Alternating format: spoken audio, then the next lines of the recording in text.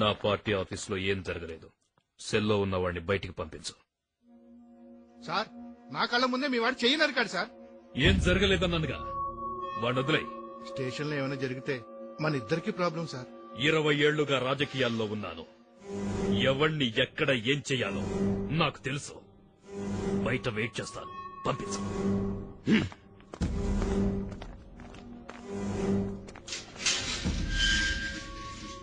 నీ మీద ఏ కేసు లేదు, నువ్వు వెళ్ళొచ్చు.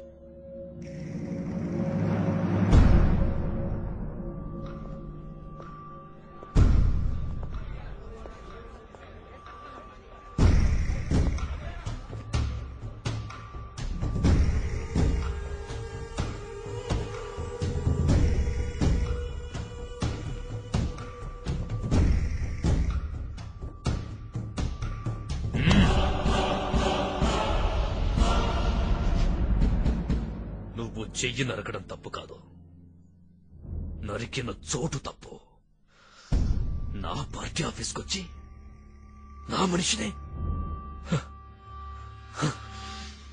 అసలు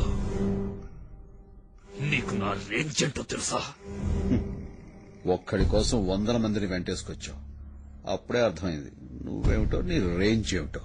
ఎంత ధైర్యం నీకు? గుండె మీద చెయ్యి వేశావు, తెలియలేదా? అక్కడున్న నా పవర్.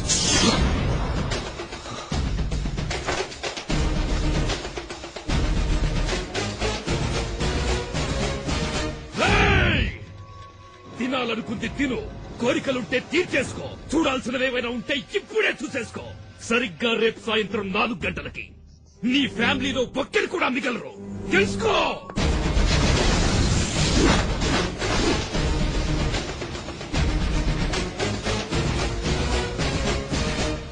రై, నా ఒక్కడి కోసం ఇంతమందిని వెంటేసుకొచ్చావు. ఈ ఒక్కడే వందలాది పాకిస్తాన్ శత్రు సైన్యాన్ని చీల్చి చెండాడాడు. అది నువ్వు తెలుసుకో. నీ మంచిగా చెప్తున్నాను. 4 గంటలకు నువ్వు మనుషులను పంపిస్తే 4 గంటల 10 నిమిషాలకి జీవితంలో ఎంత పెద్ద తప్పు చేశాడ్రా అని ఏడుస్తూ కూర్చుంటావు. కాదు కూడదనుకుంటే పెట్టుకో, చూపిస్తా.